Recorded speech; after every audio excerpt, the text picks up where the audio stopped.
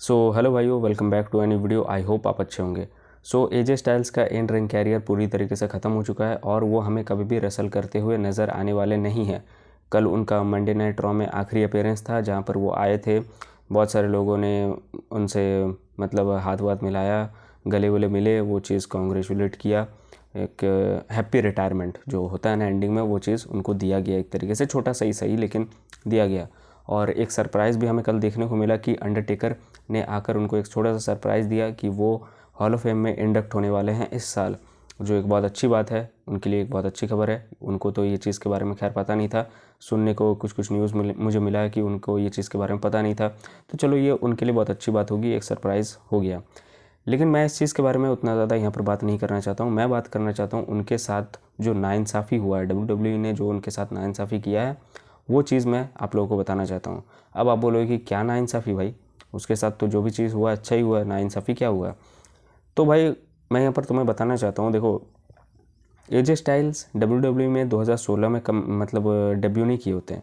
उससे पहले ही, बहुत पहले से थे, आई गेस 2001-2 के अराउंड। तो 14-15 साल के बाद उन्होंने WWE में वापस मतलब उनका कमबैक हुआ। उसके बाद वो जापान प्रो रेसलिंग वगैरह, TNA वगैरह में बहुत सारे लड़ाई वो लड़ चुके थे। ठीक है, उनका रेसलिंग बहुत कैरियर स्मूथ ही चल रहा था। लेकिन WWE में जब उनको ऑफ़र मिला तब वो आ गए और रॉयल रंबल में उनका फिर से डेब्यू होता है। ठीक है, एक तरीके से इतने सालों बाद। और भाई जब वो आते हैं, थर्ड नंबर पे उनका एंट्रेंस होता है, तो हम तो बहुत सारे लोग नहीं जानते थे कि वो कौन है, कैसे सुपरस्टार्स हैं। लेकिन ऐसा नहीं कि स्टार्टिंग में उनको पुश नहीं मिल रहा था। WWE उनको एक बड़ा सुपरस्टार्स बना ही रही थी, जो कि बनाया ही गया, एक तरीके से कह सकते हो कि। और उस समय जिस समय बनाया गया वो उतना भी मैं ये नहीं बोलूँगा कि बहुत ही अच्छा समय था। अब हुआ क्या, देखो, साल 2016, 17 और 18 एजे स्टाइल्स के लिए अच्छा ही गया। 16 में वो कमबैक करते हैं रॉयल रंबल में, थोड़ा बहुत ठीक ही होता है। 17 और 18 में बेसिकली वो 1 साल चैम्पियन रहे। ठीक है, 1 साल चैम्पियन रहे, जो कि अपने आप में एक रिकॉर्ड था। 300 से ज़्यादा दिन तक वो रहे चैम्पियन, जो एक अच्छी बात है। चलो, मैं इस चीज़ पर उतना ज़्यादा जाना नहीं चाह रहा। लेकिन अब भाई हुआ क्या, वही साल था बस। चलो ठीक है, चैम्पियनशिप जीत गया, लेकिन क्या वही साल? उसके बाद और कभी चैम्पियन नहीं। देखो, WWE चैंपियन बने वो 1 साल बने, लेकिन उस समय में भाई 8 साल हो गए उस बात को। लेकिन अब तो वो चैंपियन एक बार भी नहीं बने। WWE चैंपियन कह सकते हो कि 5 साल में और एक बार भी वो बने ही नहीं, बनने दिखे ही नहीं वो बनते हुए। जॉन सीना भी आए, बने, चल भी गए, लेकिन और वो दोबारा चैंपियनशिप कभी जीत नहीं पाए। अब भाई देखो, ये नाइंसाफ़ी नहीं हुआ तो क्या हुआ? एक टैग टीम चैंपियनशिप कुछ समय में जीते थे, ओमोस के साथ उनका था, सही चल रहा था पार्टनर टैग टीम में, तो सही चल रहा था। देखो, वो एक रेसलर के तौर पर भी बहुत अच्छे थे।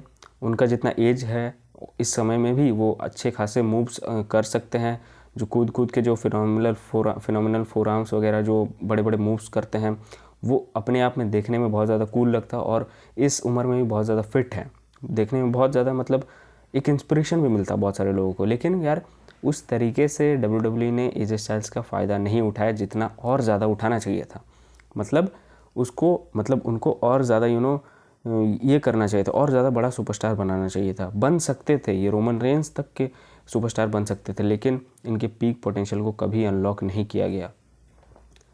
मैं यहाँ पर फॉल्ट और बताऊँगा, उनको एक रॉयल रंबल भी नहीं जितवाया गया, एक रॉयल रंबल भी वो नहीं जीते। ठीक है, रॉयल रंबल जीतना अपने आप में ही एक बहुत बड़ी विक्ट्री होती है। रॉयल रंबल और मनी इन द बैंक ये जीत लिया तो मतलब बहुत बड़ी विक्ट्री है, लेकिन ये जीतते हुए हमें कभी नहीं देखने को मिला, कभी नहीं।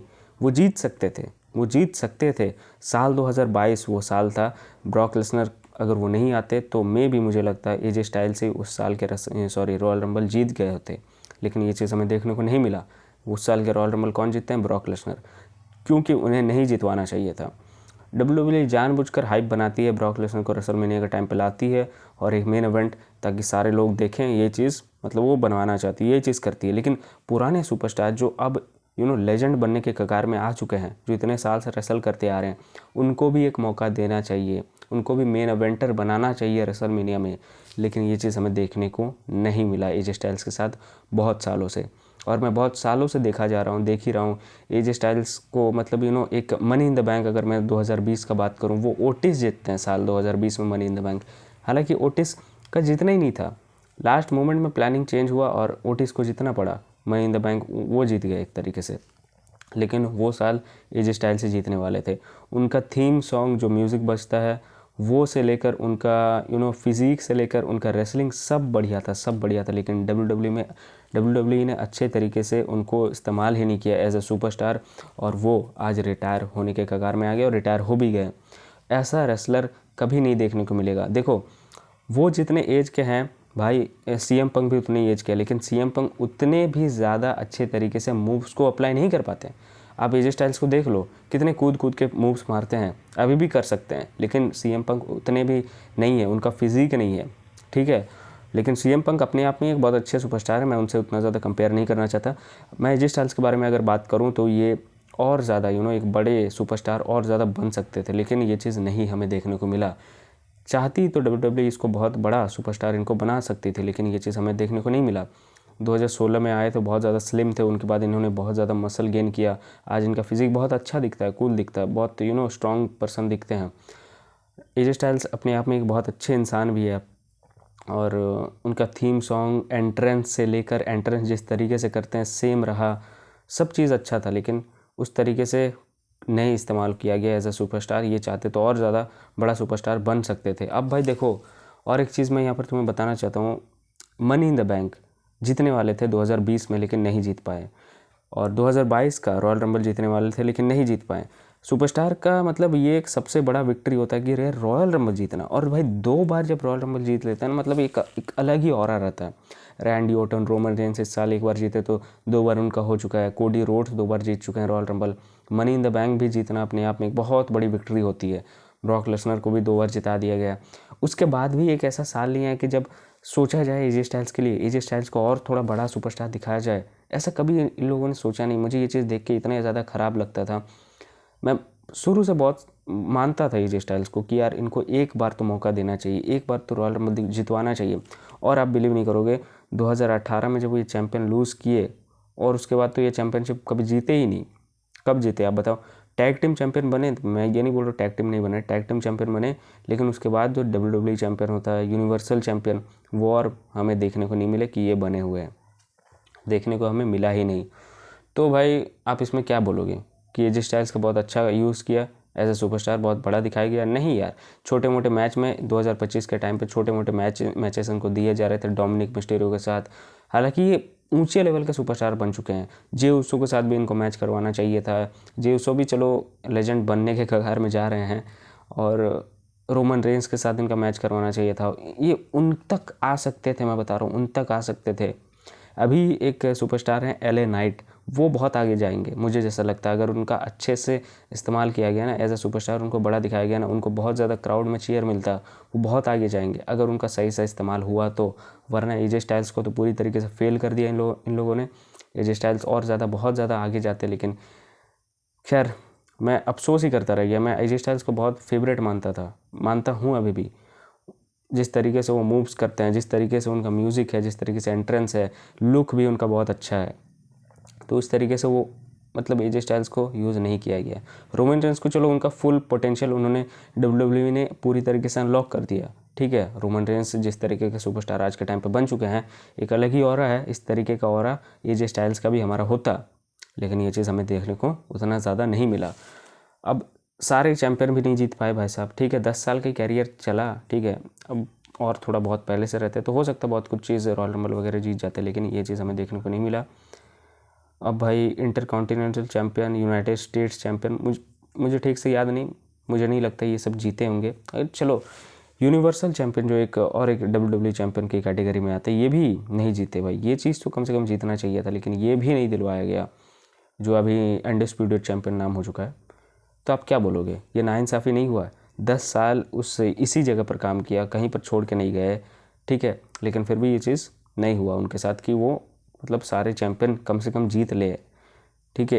अकेला सिंगल सुपरस्टार, ऐसा नहीं कि उनका एक्सपीरियंस नहीं था, बाकी सारे लोग अनएक्सपीरियंस आते हैं डब्ल्यू में, 20 सालों तक रहते हैं, फिर उसके बाद जाके एक्सपीरियंस होता है, 15-20 साल रहते हैं, फिर जाके एक्सपीरियंस होता है, तब वो उनको और ज़्यादा रॉयल रंबल वगैरह जिताया जाता है, तब ये चीज़ होता है। लेकिन वो ऑलरेडी एक्सपीरियंस थे, ठीक है, ऑलरेडी एक्सपीरियंस थे, TNA वगैरह से बहुत ज़्यादा रेसल कर चुके थे, उनका एक्सपीरियंस बहुत अच्छा खासा था, लेकिन ये चीज़ नहीं देखने को मिला।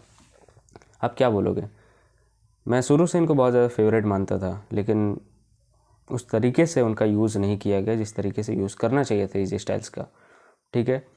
और लास्ट ईयर जो मैच हुआ जॉन सीना के साथ, वो बहुत अच्छा था मैच, मैं सच बताऊं तो बहुत अच्छा मैच हुआ था। और इस साल गुंथर के साथ उनका हुआ मैच जहां पर वो रिटायर हो गए हैं, उनका वो आखिरी मैच था। अब गुंथर पता नहीं किस किस को रिटायर करने वाले हैं, मुझे लगता है और भी बहुत सारे लोग हैं लिस्ट में जो रिटायर करेंगे गुंथर उन सारे लोगों को। और भाई बाकी तो मैं और कुछ नहीं बोलना चाहूँगा, यही था मेरे दिमाग में बहुत ज़्यादा था, मैं इस चीज़ को बताना चाहता था। पहले मैं वीडियोस नहीं बनाता था, लेकिन अब मैं वीडियोस बना रहा हूँ तो आप लोगों को बता रहा हूँ कि AJ स्टाइल्स के साथ थोड़ा बहुत नाइंसाफ़ी हुआ ही है। अब मैं शुरू से चाह रहा था कि वो एक रॉयल रंबल जीते, लेकिन वो चीज़ भी नहीं। मनी इन द बैंक में 2020 में मुझे पूरा भरोसा था कि ये जीतने वाले, पूरी तरीके से मैं प्रेडिक्ट कर चुका था कि यही जीतने वाले हैं, यही जीतने वाले हैं, लेकिन वो चीज़ नहीं देखने को हमें मिला। और भाई मैं जब से WWE देख रहा हूँ, आप मुझे नहीं लगता आप उतने सालों से देख रहे होंगे। मैं लास्ट 10 सालों से एक भी रेसलमेनिया मिस नहीं किया हूँ, 8 साल हो गए रॉयल रंबल एक भी मिस नहीं किया हूँ। ये तो मैं लाइव इवेंट का बता रहा हूँ कि मैंने मिस नहीं किया, उससे पहले से भी मुझे खबर पता था, उससे पहले भी मैं देखा करता था।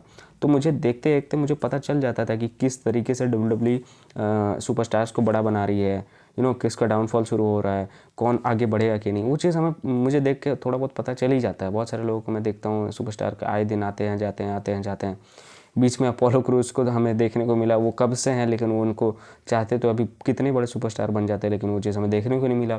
आपको एक फैक्ट नहीं पता होगी, अपोलो क्रूज अपने टाइम पे स्कूल में सबसे स्ट्रॉन्गेस्ट किड थे, ये चीज़ एक फैक्ट है, मैंने सुना है। और मेरे एक दोस्त का भी फेवरेट था उस टाइम पे, जब अपोलो क्रूज आए थे उस टाइम पे 2016-17 के टाइम पे वो डेब्यू जब किए थे, 16 के टाइम पे जब, ठीक है।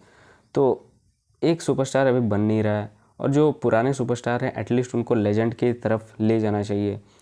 एक लेजेंड तो ऑलरेडी कह सकते हो कि रैंडी ऑर्टन जैसे लोग बन चुके हैं, जेमी ऊसो, ये लोग इतने सालों से है, रोमन रेन से भी पहले से हैं। इन लोगों को बनाना चाहिए, लेजेंड बनाना चाहिए, लेकिन ये लोग भी नहीं है भाई, वैसे ही काम कर रहे हैं। और भी कुछ कुछ सुपरस्टार तो होते हैं जो छोड़ के चल जाते हैं। अब देखा जाए क्या होता है, मुझे नहीं लगता कि सुपरस्टार कोई इतने लंबे समय तक रहेगा। सेथ रॉलिंस और रोमन रेंस ही अभी के टाइम पे, और सुपरस्टार आते हैं जाते हैं, बस यही होता है। खैर आपका क्या कहना है आप ज़रूर बताइएगा। मेरा खुद का थॉट था AJ स्टाइल्स को लेकर, आपका अगर कुछ थॉट है तो आप बताइएगा। अब मैं ये नहीं बोलूँगा कि AJ स्टाइल पूरी तरीके से फेल हो चुके हैं, नहीं। वो जब चैम्पियनशिप थे, जब उन्होंने बड़े बड़े रेसलर्स को उस टाइम पे जिंदर महल वगैरह को हराया था और चैम्पियनशिप जीते थे। ब्रॉक लेसनर के साथ भी एक मैच हुआ था सर्वाइवर सीरीज़ में 2018 के टाइम पे शायद, आई गेस हुआ था, या फिर 17 के टाइम पे हुआ था।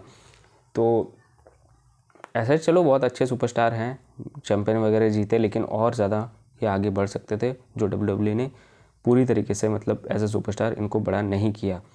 तो चलिए फिर मिलते हैं, धन्यवाद, थैंक्स फॉर वॉचिंग। कैसा लगा वीडियो बताइए, चलिए फिर धन्यवाद।